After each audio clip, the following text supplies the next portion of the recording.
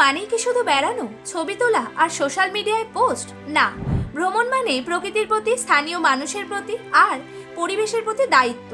কিন্তু কিভাবে আপনি হতে পারেন একজন কনসিয়াস টুরিস্ট? অভয়ারণ্যে গিয়ে প্লাস্টিক ফেলা, পাহাড়ে জার ফেলে দেওয়া, বাজার না করে শপিং মলে কেনাকাটা, এই সব আচরণ শুধু পরিবেশ নয়, স্থানীয় অর্থনীতিরও ক্ষতি করে।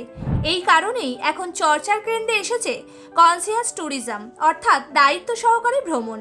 কোথাও ঘুরতে যাওয়ার আগে জানুন সে জায়গার সংস্কৃতি, খাবার, পোশাক আর জীবনধারা। স্থানীয় মানুষদের মতো আচরণ করুন, তাতে আপনার অভিজ্ঞতাও হবে বেশি গভীর আর সংবেদনশীল। সবুজ থাকলে পৃথিবী থাকবে, তাই ভ্রমণের সময় ব্যবহার করুন eco resort, solar energy, bio toilet. আর হ্যাঁ, জঙ্গল বা পাহাড়ে ঘুরতে গেলে আবর্জনা রাখুন নির্দিষ্ট ডাস্টবিনে। পরিবেশ বান্ধব গাড়ি বা হাঁটা পথ বেছে নিন। প্রকৃতিকে ধন্যবাদ জানাতে ভোলা যাবে না।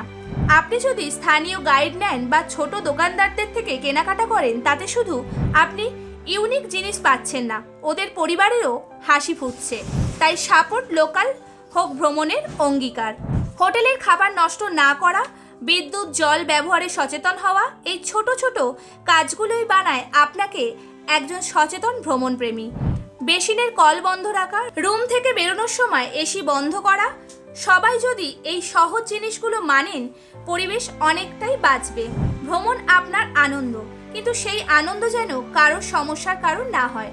নিজে ঘুরুন আর প্রকৃতিকে রাখুন সুরক্ষিত, সুন্দর, সংরক্ষিত। ভিডিওটি ভালো লাগলে লাইক করুন, শেয়ার করুন এবং নতুন আপডেট পেতে চ্যানেলটি ফলো করুন। ভালো থাকুন, সুস্থ থাকুন।